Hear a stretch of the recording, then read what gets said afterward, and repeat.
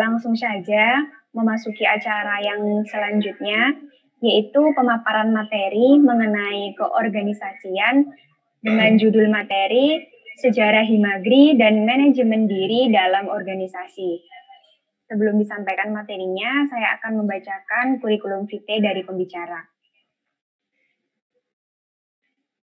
Untuk pembicara mengenai sejarah Himagri ini akan disampaikan oleh Firmanto SP atau biasa kita panggil Bang Firmanto. Untuk pengalaman organisasinya sendiri, beliau pernah menjabat sebagai Menteri Dalam Negeri BMKM UPN Veteran Yogyakarta tahun 2014-2015, Ketua Kelompok Studi Mahasiswa Pertanian UPN Veteran Yogyakarta 2016-2018, kemudian Ketua Anak Muda Yogyakarta tahun 2016-2019 dengan pengalaman kerja sebagai surveyor Jateng dan DIY di jaringan isu publik tahun 2013-2014, pemateri LDKO Himpunan Mahasiswa Jurusan Agribisnis di UPN Veteran Yogyakarta tahun 2016, pemateri LDKO Ikatan Mahasiswa Lubu Timur di Yogyakarta tahun 2019. Baik, tanpa berbasa-basi lagi, kita langsung saja kepada Firmanto SP, dipersilahkan.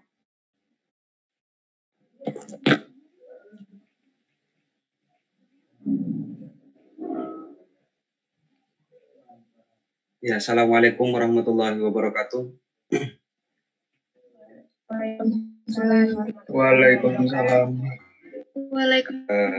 warahmatullahi wabarakatuh. Selamat pagi, salam sejahtera untuk kita semua. Terima kasih atas waktunya yang saya hormati Ketua Himpunan, Ketua Panitia, dan pemateri. Kemudian yang saya banggakan para peserta LDKO 2020 Angkatan 2019. Mungkin dalam 30 menit ke depan kita akan bercerita tentang bagaimana kemudian perkembangan himpunan mahasiswa, terutama di agribisnis tidak secara umum ya. Kita akan sekedar bercerita saja, barangkali nanti ada yang terlewatkan, teman-teman silahkan cross-check ke senior-senior yang lain atau demisioner-demisioner yang lain di himpunan. Teman-teman bisa lacak, bisa cari di ke teman-teman himpunan yang hari ini menjabat. Tadi sudah dijelaskan oleh pemateri sebelumnya terkait tentang keorganisasian ya. Keorganisasian. Oke, sejarah organisasi mahasiswa himpunan mahasiswa jurusan agribisnis Fakultas Pertanian UPN Veteran Yogyakarta. Jadi sebelum saya masuk ke materi, teman-teman bisa melihat di slide awal. Di situ ada foto periode angkatan 2015, berarti dia menjabat 2018 kemarin. Begitu meriahnya, begitu gembiranya ketika mereka berproses di organisasi melaksanakan sebuah kegiatan yang kemudian diapresiasi oleh semua orang yang hadir, terutama keluarga besar Fakultas Pertanian. Ini kan sebuah kebanggaan ketika kita mampu memberikan kontribusi kepada mahasiswa, kepada jurusan dan fakultas. Itulah esensi sebenarnya kita berorganisasi. Oke, selanjutnya.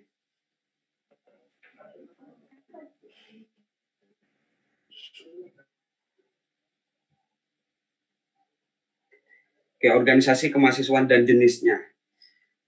Di sini saya memfokuskan kepada organisasi intrakampus karena organisasi itu yang biasa kita kenal itu ada dua, organisasi intra dan organisasi ekstra. Kalau organisasi intra itu adalah BEM dan teman-temannya. Kalau organisasi ekstra adalah ada PMI, ada HMI, GMNI, dan lain sebagainya. Seperti itu. Nah, kemudian secara definisi, organisasi mahasiswa adalah sebuah wadah berkumpulnya mahasiswa yang mempunyai visi misi yang sama. Definisi organisasi secara umum di banyak teori kita bisa menemui. Cuman teman-teman, kita akan mulai sejarahnya secara umum dulu, bahwa sebelum disebut BEM, jadi kalau di tingkatan universitas itu disebut Badan Eksekutif Mahasiswa, di tingkatan fakultas juga disebut Badan Eksekutif Mahasiswa. Ada beberapa kampus di tingkat jurusan pun juga disebut dengan Badan Eksekutif Mahasiswa karena fungsinya sebagai sebagai eksekutif, bukan legislatif. Tapi untuk UPN sendiri itu disebut dengan Himpunan Mahasiswa Jurusan Agribisnis. Tapi porsinya, hakikat esensinya itu sama sebenarnya, teman-teman. Tergantung nanti kepada ADART yang sudah disepakati. Oke, kita masuk kepada BEM yang secara umum ya. Badan Eksekutif Mahasiswa ini organisasi kampus. Awal mula itu terbentuk pada tahun 90-an. Kala itu disingkat dengan DEMA, Dewan Mahasiswa. Jadi sebelum Badan Eksekutif Mahasiswa itu namanya adalah DEMA, Dewan Mahasiswa, yang kemudian menjadi wadah belajar mahasiswa pada waktu itu sebagai untuk berpolitik kampus. Karena pada waktu itu fungsi dari organisasi kemahasiswaan DEMA tersebut adalah sebagai student government, sebagai kelembagaan mahasiswa untuk mempersiapkan generasi bagaimana kemudian menjadi pemimpin-pemimpin negara atau pemerintahan yang akan datang, sehingga lebih kepada arah politiknya pada waktu itu. Kemudian semangat berpolitik ini terlalu tinggi dengan segala dinamikanya. Setelah itu pada tahun 1998 itu mulai bergejolak. Gerakan mahasiswa itu dengan organisasi kolaborasi antara intra dan ekstra itu mulai bergejolak. Nah, setelah bergejolak itulah yang kemudian dengan prestasinya, kalau kita teman-teman membaca sejarah gerakan mahasiswa itu pada tahun 98-99 gerakan mahasiswa ini mampu menumbangkan rezim Orde Baru gitu kan kira-kira. Nah, itu adalah prestasi yang banyak diapresiasi oleh banyak orang karena mahasiswa mampu melakukan gerakan yang seperti itu. Nah, tapi ini kemudian menjadi ancaman. Sebelum ke 988 itu kita mengenal dengan yang namanya tragedi Malari ya kan. Tragedi Malari itu yang kemudian menjadi juga bagian dari pembantaian terhadap mahasiswa. Nah, karena itu menjadi ancaman bagi pemerintah, maka dikeluarkanlah yang namanya NKKBKK, normalisasi kehidupan kampus. Jadi pada tahun 50-an itu dibentuk, tahun 65 itu mereka melakukan pergerakan juga mengkritik tentang pemerintahan Soekarno, karena mereka menganggap bahwa rezim Soekarno ini terlalu komunis dan lain sebagainya. Setelah itu baru dikeluarkanlah yang namanya NKKBKK. Sebenarnya tujuan adanya NKKBKK ini untuk memisahkan antara organisasi intra dengan organisasi ekstra. Sehingga konsentrasi mahasiswa terhadap politik praktis pada waktu itu dikembalikan fungsinya sebagai organisasi keilmuan. Tapi pada waktu itu para mahasiswa melihat bahwa dengan dikembalikannya organisasi intra ini menjadi wadah baru untuk bagaimana kemudian melakukan konsolidasi agitasi gerakan massa yang lebih banyak. Meskipun mereka tidak berafiliasi dengan organisasi ekstra atau dengan politik praktis. Nah, barulah setelah itu organisasi mahasiswa itu lebih diperketat oleh beberapa kebijakan yang dikeluarkan oleh Kementerian Pendidikan dan lain sebagainya. Itu sejarah umumnya ya, nanti teman-teman bisa membaca di berbagai macam literasi. Itu hanya sebagai pembuka. Kemudian di intra sendiri, organisasi intra sendiri, itu terbagi menjadi 3 jenis kelompok organisasi.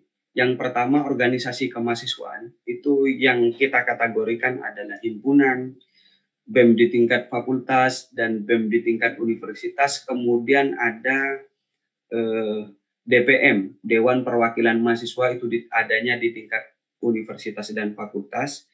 Kemudian di tingkat universitas itu ada namanya juga Mahkamah Mahasiswa. Kemudian ada yang namanya BAK, Badan Audit Keuangan. Itu adalah semua perangkat organisasi kemahasiswaan. Tapi di level jurusan hanya ada Himpunan Mahasiswa Agribisnis. Kemudian organisasi kurikuler. Ini organisasi kurikuler ini kalau kita mendefinisikan atau mengkelompokkan semacam kelompok studi. Kalau di kita itu ada Losta, kemudian ada Pokmasepi kalau tidak salah itu juga masuk menjadi kategori. Kemudian yang ketiga adalah organisasi ekstrakurikuler. Ini lebih kepada minat bakat, tapi biasanya di tingkat fakultas dan jurusan itu tidak ada, dia terpusat di universitas. UMKM bola, umpama, kemudian basket dan lain sebagainya, fotografer dan lain sebagainya. Itu adalah jenis-jenis organisasi intra yang bisa teman-teman temui kemudian ikuti di UPN Veteran Yogyakarta. Oke, selanjutnya. Nah, sejarah Himagri. Jadi kita itu belum ada literasi yang lengkap yang mampu mencatat semua perjalanan. Jadi saya kemarin coba-coba cari hanya seperti ini dapatnya ya teman-teman. Sejarah Himagri, Himpunan Mahasiswa Jurusan Agribisnis merupakan organisasi kemahasiswaan di tingkat jurusan seperti yang saya jelaskan di awal. Kemudian dalam sumbernya ini di anggaran rumah tangga Himagri, itu dibentuk pada tanggal 27 Juni 1984 di Gedung Ageng Serang, ruang BD 5 Fakultas Pertanian UPN Veteran Yogyakarta. Teman-teman mungkin tahu ya, Gedung Ageng Serang itu di mana dan Fakultas Pertanian itu di mana. Jangan sampai teman-teman saking kuliah online-nya lupa di mana gedungnya gitu. Pas offline kuliahnya di Amikom atau di mana kan nggak baik. Gitu teman-teman. Di situ belum ada keterangan jelas siapa ketua pertama, kemudian dasar dibentuknya bagaimana, apakah Himagri ini dibentuk pada tanggal 27 Juni ini memang atas keinginan mahasiswa yang membutuhkan wadah untuk beraktivitas pengetahuan, berintelektual, kemudian bersosialisasi dengan teman-temannya, atau memang sengaja dibentukkan oleh birokrasi sebagai wadah, itu tidak ada keterangan yang jelas. Karena pada waktu itu kita kan sebagai organisasi, sebagai kampus yang di bawah naungan Minhan.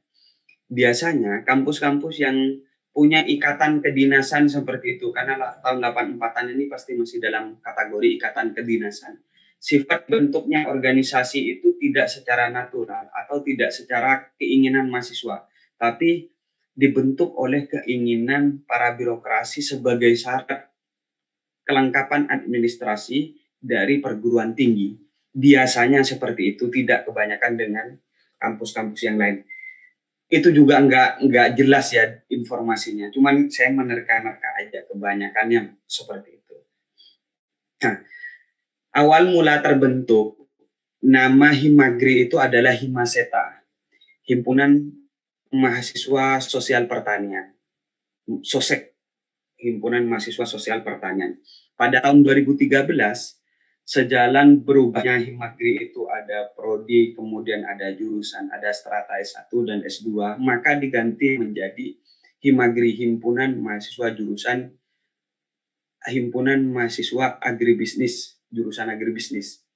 Diganti seperti itu pada tahun 2013, menyesuaikan dengan kondisi kampus, karena sekarang bukan sosial ekonomi. Nah, setelah dari tanggal 84 sampai sekarang 2020, itu sudah banyak aktivitas yang dilakukan oleh teman-teman pada waktu itu sampai hari ini ya. Teman-teman, karena saya itu masuknya tahun 2012, berarti yang saya bisa ikuti itu mulai tahun angkatan 2010, menjabat di periode 2012-2013. Pada waktu itu ketika saya maba di LDKO oleh pengurus himpunan angkatan 2010. Jadi aktivitas yang dilakukan oleh mereka itu banyak sekali. Di antaranya mereka pernah mengadakan seminar nasional, kemudian seminar regional, bakti sosial, dan lain sebagainya. Tapi pada waktu angkatan 2015, berarti periode 2000 berapa ya? 2017 ya. Periode 2017-2018 itu membuat sebuah kegiatan yang dikenal dengan yang namanya Agrisco. Dalam Agrisco itu ada beberapa kategori kegiatan, mulai ada debat nasional, LKTI nasional, kemudian saya lupa kegiatannya. Tapi yang sifatnya nasional itu luar biasa sampai juga menjadi peserta. Artinya kita berorganisasi itu memiliki nilai tawar ketika kita mampu mengkonsep kegiatan yang luar biasa gitu kan. Ketika kita mampu mengkonsep hal-hal yang luar biasa. Banyak orang dan banyak pengetahuan yang kita dapatkan pada masa itu. Hari ini teman-teman angkat periode 2019-2020 ini kan lumayan terkendala karena kondisi pandemi, tapi tidak menghilangkan keproduktifan mereka dalam melaksanakan kegiatan sesuai dengan jobnya di masing-masing divisi. Salah satunya LDKO yang dilakukan pada hari ini. Nah, itu aktivitas di dalam kampus banyak yang dilakukan khusus untuk di internal UPN ya. Teman-teman pernah mengadakan kegiatan futsal seumpama, kemudian pernah mengirimkan delegasinya pertukaran pelajar sampai ke luar negeri, kemudian mendampingi mahasiswa agribisnis untuk mengikuti kompetensi di tingkat nasional, pendampingan LKTI dan lain sebagainya. Itu salah satu bentuk program dan perkembangan himpunan mahasiswa. Teman-teman bisa mencari lah di mana arsip itu ada, kemudian bisa mempelajari sehingga teman-teman nanti ketika masuk di himpunan punya bekal harus seperti apa, saya mendesain organisasi, masuk di bidang apa, itu sudah memiliki gambaran. Oke, selanjutnya teman-teman. Terus, pengalaman berorganisasi. Jadi saya mengutip apa yang disampaikan oleh Dahlan Iskan, bahwa setiap orang itu punya jatah gagal. Habiskanlah jatah gagalmu ketika kamu masih muda. Gitu kan. Kemudian apa yang bisa kita petik dari kata-kata itu? Kita kan sekarang ini masih dalam fase belajar. Teman-teman belum memasuki dunia kerja. Maka persiapkanlah diri kita sebaik mungkin sebelum masuk ke dunia kerja atau ke dunia bermasyarakat. Maka segala sesuatu yang kemudian menjadi kebutuhan kita di dunia kerja, itu kita update dan habiskan itu semua di aktivitas di kampus. Tapi paling baik untuk mengasah diri itulah adalah di organisasi. Kenapa saya bilang paling baik di mengasah diri itu di organisasi? Entah organisasi apa saja ya teman-teman. Tidak mesti di Himagri. Satu, kita dilatih bagaimana tanggung jawab kita menyelesaikan sesuatu yang menjadi tanggung jawab kita. Di himpunan itu teman-teman, setelah teman-teman menjadi pengurus himpunan, kemudian memilih bidang entah litbang, humas, advokasi, kewirausahaan, dana usaha, dan lain sebagainya, itu bidang-bidang yang ada di himpunan. Kemudian teman-teman nanti dalam program kerjanya diberi yang namanya PJ, penanggung jawab program. Seumpama litbang itu punya program seminar nasional, maka teman-teman itu menjadi penanggung jawab. Nah, tugas penanggung jawab itu adalah mengkonsep kegiatan seminar nasional ini seperti apa. Kemudian membuatkan tema yang menarik itu apa. Tentunya bukan asal jiplak ya, tapi teman-teman menganalisis dulu nih. Isu hari ini yang nasional yang menarik untuk dibincangkan, terutama di dunia pertanian apa? Bukan hanya sekedar alih fungsi lahan, kemudian sawit dan lain sebagainya apa? Itu teman-teman harus mengkaji itu. Setelah membuatkan tema, setelah pembentukan panitia ya, teman-teman mencari anggaran, mencari dana untuk menyelesaikan atau merealisasikan kebutuhan di dalam seminar. Biasanya di akhir itu kita bandingan. Kalau sudah mencari dana usaha kemana-mana itu sudah nggak cukup, kita bandingan. Yang ketiga, kita mencari pemateri, setelah itu mencari peserta. Barulah program dilaksanakan. Setelah itu kita melakukan laporan pertanggungjawaban di tingkatan birokrasi. Keuangan hasil dari kegiatan outputnya seperti apa. Setelah itu teman-teman di akhir periodenya melaporkan ke semua mahasiswa agribisnis. Nah, biasanya dalam pelaporan itulah yang menarik. Meskipun teman-teman tadi mengorbankan segala sesuatunya, teman-teman tetap dikritik. Tetap aja yang salah. Ternyata militansi mental, loyalitas kita itu diuji saat kita melakukan sesuatu tanpa beban, bahkan harus berkorban, dan kita mempertanggungjawabkan baik secara administrasi ataupun secara budaya. Nah, itulah yang kemudian orang organisatoris memiliki nilai lebih ketika berkompetisi dengan orang-orang non-organisasi. Bukan dalam maksud mendiskreditkan teman-teman yang tidak aktif dalam organisasi ya. Tapi ini fakta yang saya temui setelah saya lulus. Beda. Yang kedua dari segi, tadi dari segi tanggung jawab. Yang kedua dari segi vokal. Dalam membawakan, mempresentasikan sesuatu itu kita biasanya lebih vokal, lebih percaya diri gitu kan. Yang kedua, yang ketiga kita update. Kita update sebagai orang yang organisatoris, kita update.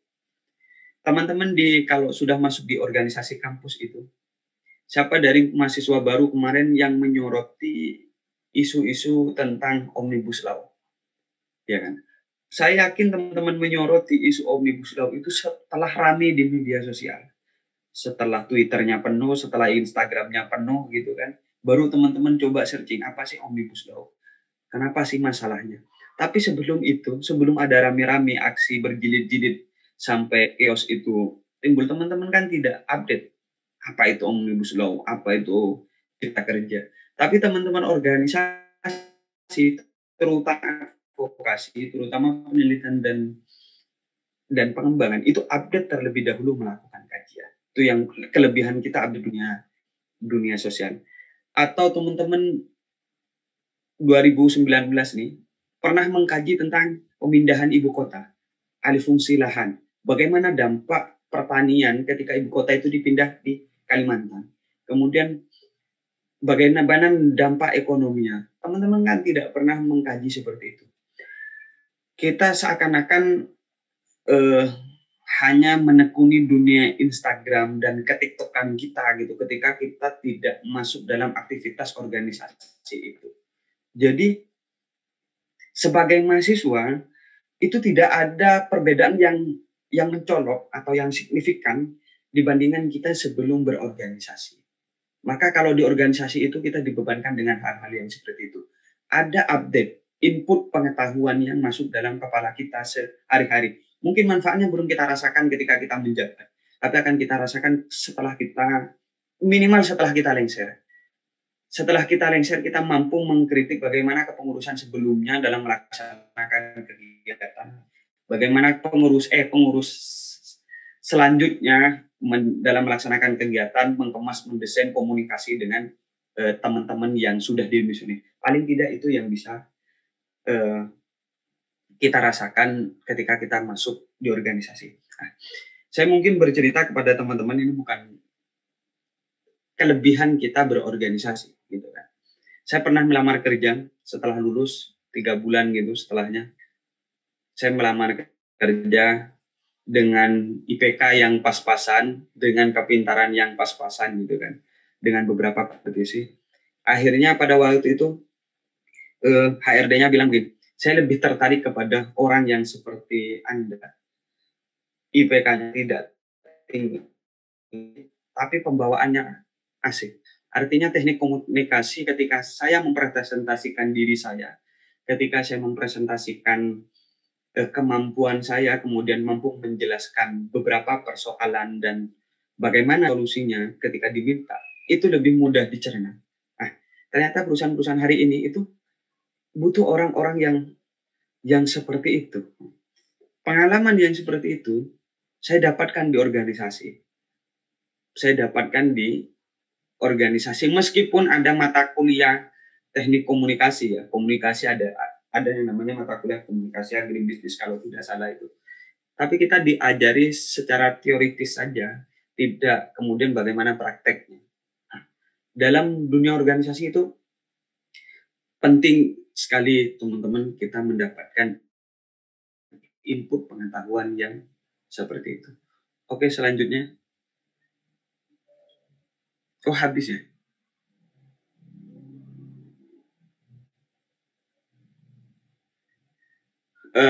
Sudah habis slide-nya, memang cuma 4 saja. Lebih banyak kita berdiskusi saja teman-teman. Mungkin itu moderator, selanjutnya kita diskusi saja. Terima kasih. Baik, sekarang masuk ke dalam sesi tanya jawab. Untuk teman-teman yang ingin bertanya secara langsung dipersilahkan, atau jika kendala sinyal langsung bisa langsung.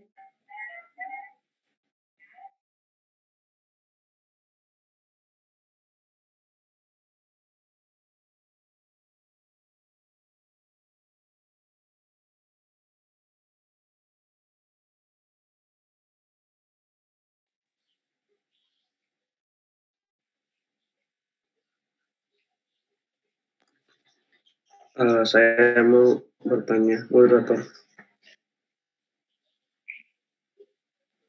Baik,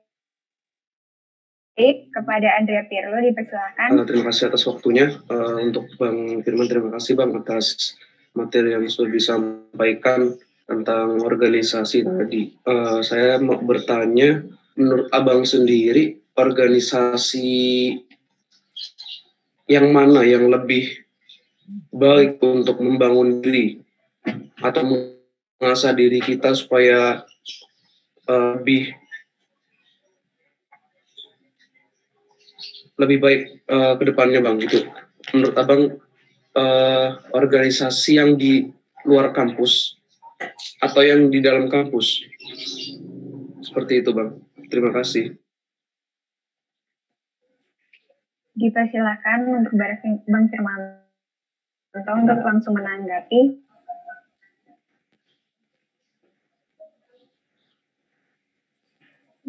Iya. Kalau pertanyaan organisasi yang lebih baik untuk membangun diri, organisasi intra atau organisasi ekstra, semuanya sama-sama baik, teman-teman.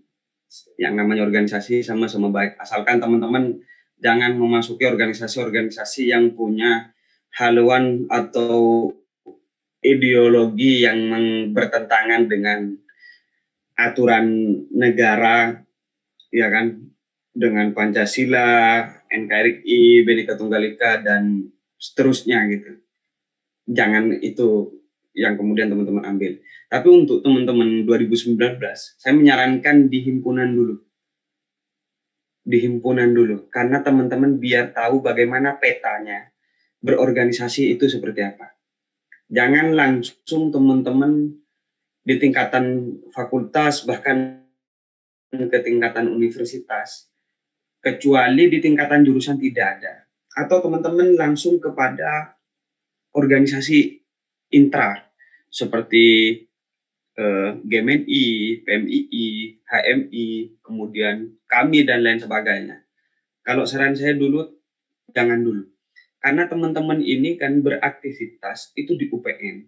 Secara otomatis teman-teman harus mempererat hubungan, mengupgrade dirinya, memperkenalkan dirinya itu di lingkungan UPN. Di lingkungan UPN. Karena nanti kalau kita berbicara dunia kerjanya nanti kan, teman-teman kan akan kerja dengan senior-seniornya kalau di perusahaan-perusahaan sawit, di perkebunan gitu kan. Kira-kira kan begitu. Nah, kalau teman-teman itu punya nama di UPN, artinya diperhitungkan di UPN di antara aktivis atau organisatoris, maka di luar juga teman-teman akan diperhitungkan.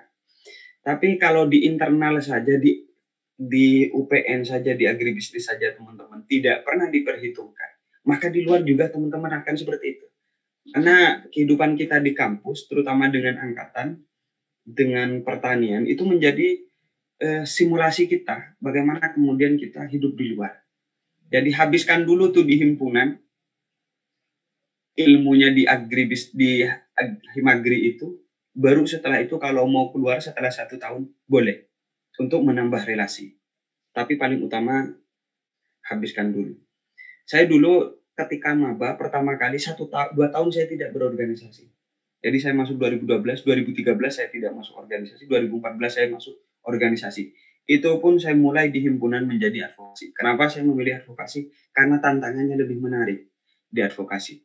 Kalau Litbang hanya memprogramkan program penelitian dan pengembangan, seminar pengabdian dan masyarakat. Kalau Humas membangun komunikasi, mempersiapkan arak-arakan wisuda. Kalau minat dan bakat membuat kegiatan futsal, badminton, dan lain sebagainya. Kalau Danos bagaimana meningkatkan pendapatan itu, ada etalase, kantin, dan lain sebagainya. Kemudian, kenapa saya memilih advokasi? Advokasi ini menarik. Menariknya gini, kalau ada permasalahan, teman-teman, ada angkatan kita yang telat bayar UKT misalnya.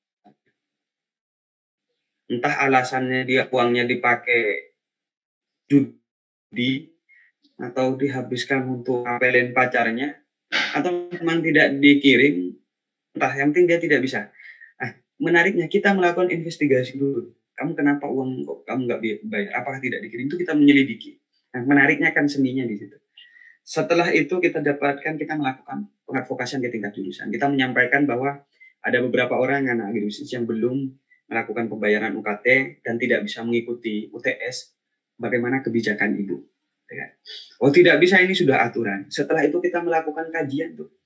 Melakukan kajian sebenarnya aturan kampus itu bagaimana. Setelah ada aturan kampus, kita melihat di sekeliling agribisnis itu.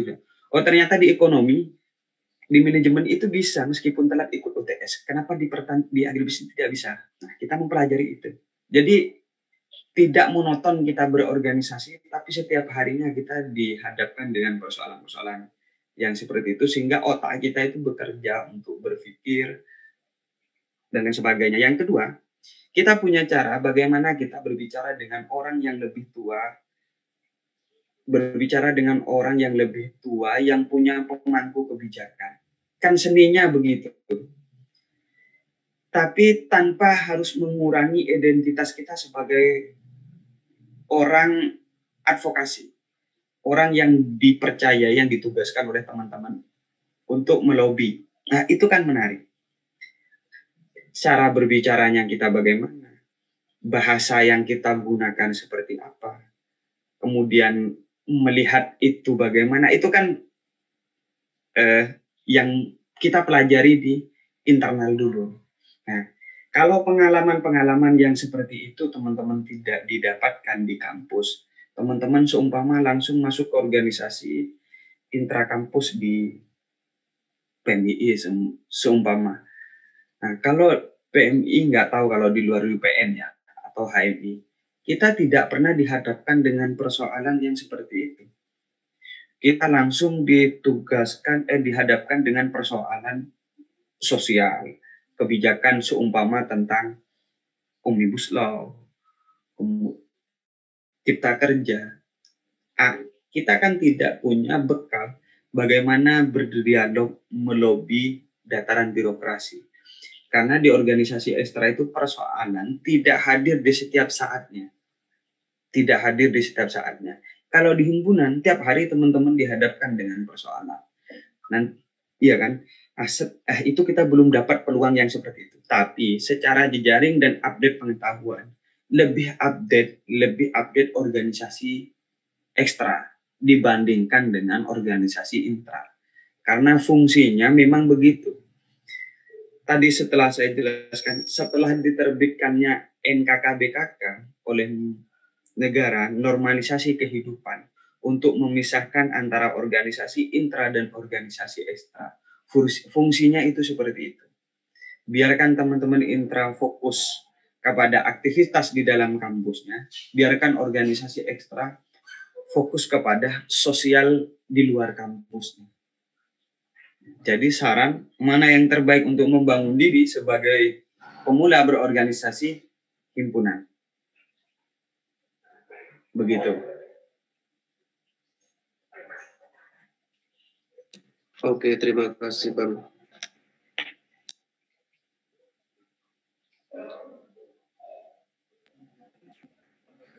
Baik, terima kasih Bang Firman atas jawabannya. Dari Pirlo, mungkin ada tanggapan lagi atau sudah cukup jelas? Sudah, Mbak. Oke. Untuk teman-teman yang lain, jika masih ingin bertanya, dipersilahkan baik secara langsung maupun melalui kolom komentar ya. Mbak, izin bertanya.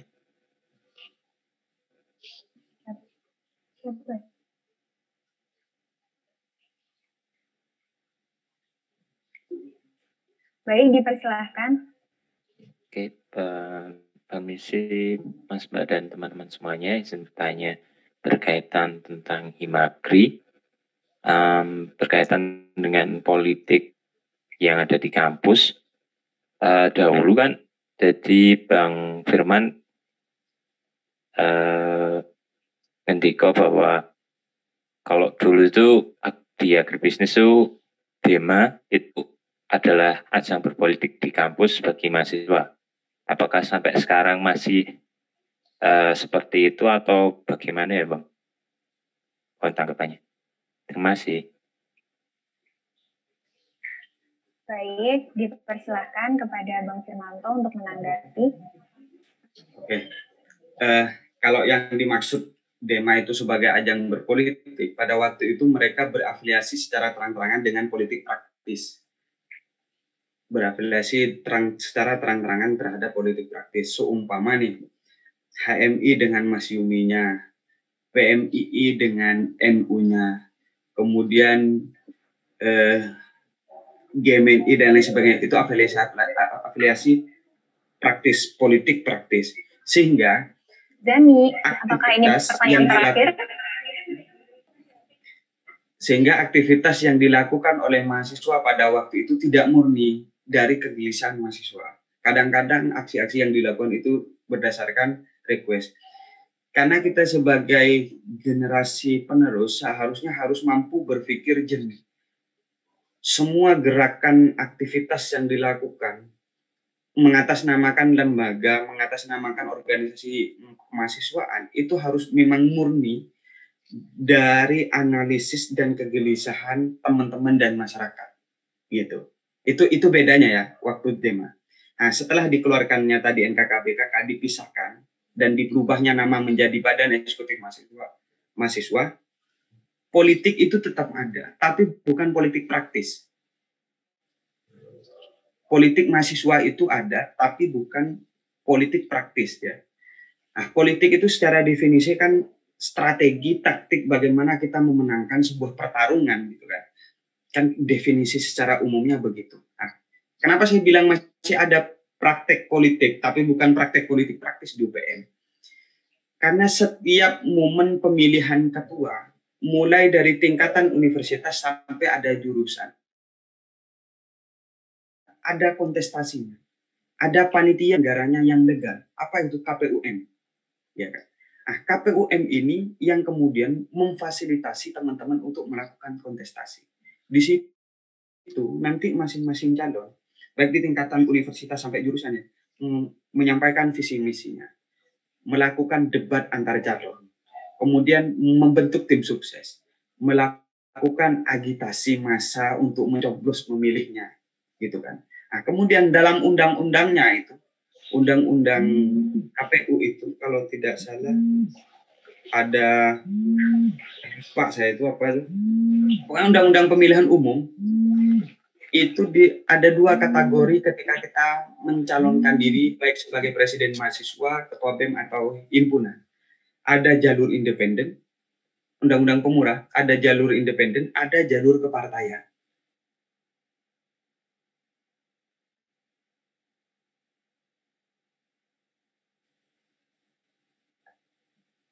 Ya, bisa didengar nggak?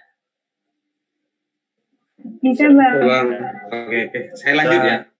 Baik. Syarat dan ketentuan antara calon independen dengan calon kepartaian ini berbeda. Mulai dari KTA, kemudian tim, dan apa basisnya di mana itu berbeda. Nah, kalau kita melihat hal seperti itu, tentunya itu kan mengarah kepada kontestasi di negara kita. Ketika mencalonkan gubernur, bupati, presiden, kan itu harus ada partai pengusungnya, harus ada tim suksesnya, kan gitu kan, dan harus dipilih paling penting. Nah, begitupun juga di UPN begitu. Itu adalah praktek politik, tapi praktek politik dari dan untuk mahasiswa. Praktek politik yang dilakukan oleh, dari, dan untuk mahasiswa. Tidak berafiliasi dengan partai atau kepentingan politik praktis.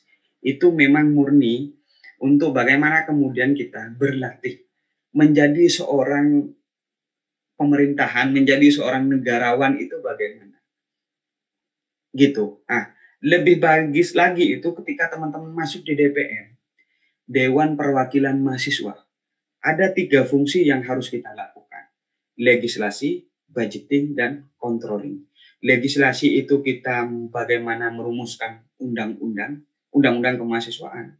Kemudian budgeting itu bagaimana kita menganggarkan kontrol terhadap keuangan organisasi kemahasiswaan yang diberikan oleh birokrasi dan dari kementerian.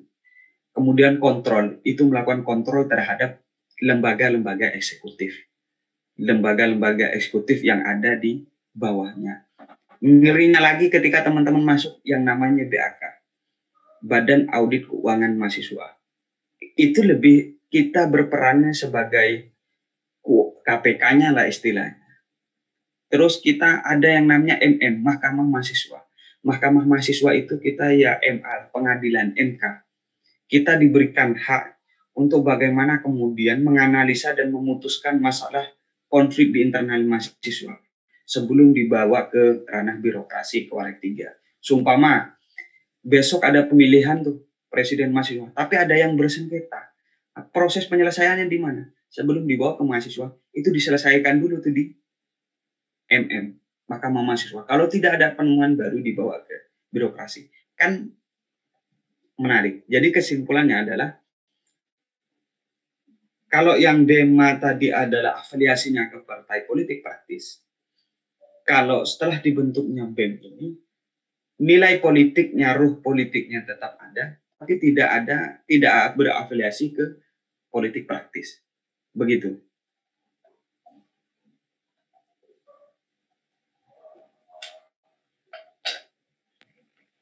Baik, terima kasih atas jawaban dari Bang Firmanto. Untuk Aditya Ananta, apakah masih ada yang kurang jelas? Apa sudah cukup? Maksud dari politik praktis itu, ya Bang, maksudnya apakah politik praktis itu politik yang ada di kampus saja seperti itu atau gimana ya? Kurang jelas sebenarnya.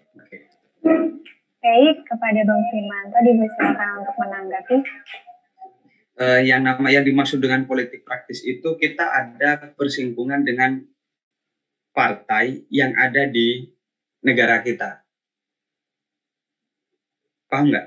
Partai yang ada di negara kita, seumpama nih, kalau waktu itu kan adanya PMII, seumpama PMII ke NU-nya, kan pada waktu itu NU menjadi partai. HMI ke Mas Yuminya, kan pada waktu itu Mas Yumi itu menjadi partai. Iya kan? Nah, mereka berafiliasi di situ. Jadi ketika presiden mahasiswa atau ketua BEM-nya terpilih dari kelompok-kelompok mereka, kan pada waktu itu organisasi-organisasi ekstra ini membuat sekretariatan di dalam kampus, ya kan? Membuat sekretariatan di dalam kampus untuk mengikuti kontestasi pemilihan ketua organisasi di kampusnya masing-masing. Nah, tentunya organisasi ekstra tadi itu bertarung antara HMI, PMII, GMNI, PMKRI, dan lain sebagainya bertarung. Ketika salah satu yang memenangkan, katakanlah PMII seumpama, maka kampus itu akan diklaim segala aktivitas yang dilakukan. Katakanlah PMII ini memenangkan di jalur presiden mahasiswanya, ya kan? Maka segala sesuatu aktivitas yang dilakukan, orientasinya itu pasti mengarah kepada NU pada waktu itu, iya kan? Atau ketika ada kebijakan yang seperti ini yang hari ini, maka kita tidak bisa memposisikan netral ketika yang menjadi presiden dari kalangan NU ada kebijakan yang merugikan masyarakat, merugikan mahasiswa, maka mereka tidak mungkin melakukan demonstrasi karena satu aliran politik. Itu yang dimaksud dengan politik praktis. Itu yang dimaksud dengan politik praktis. Beda politik praktis ketika di UPN itu ada partai PIS, ada partai Aksi Karya. Itu beda. Itu adalah memang partai yang dibentuk oleh, dari, dan untuk mahasiswa. Untuk kita bagaimana berlatih birokrasi yang sebenarnya itu seperti apa. Tapi kepentingan dari kedua partai, baik Aksi Karya dengan partai PIS, itu adalah kepentingan mahasiswa, bukan kepentingan organisasi ekstra. Kita hanya dibentuk di situ karena kita mencalonkan presiden, itu dalam undang-undangnya itu ada ketentuan yang berlaku, bisa independen dan kepartaian. Untuk memenuhi syarat itu sehingga kita bisa ikut berkontestasi, maka kita harus berpartai karena lebih mudah. Partai sudah memiliki basis massa. Dan partai PIS sendiri sudah berdiri 24 tahun di UPN. Itu di UPN Veteran. Saya pernah menjabat sebagai sekjen partai PIS di UPN, dan itu kita banyak membangun relasi ke jurusan-jurusan yang lain. Begitu, Dit. Terima kasih, Bang. Sudah. Baik, terima kasih atas tanggapannya dari Bang Firmanto. Dari Aditya Ananta, sudah cukup jelas? Sudah, Mbak. Baik, terima kasih. Kita sudah di penghujung acara pemaparan dari Bang Firmanto. Terima kasih banyak atas materi dan jawaban yang telah diberikan oleh Bang Firmanto kepada teman-teman semuanya. Dan terima kasih atas teman-teman yang sudah bertanya. Semoga apa ilmu yang disampaikan dapat bermanfaat.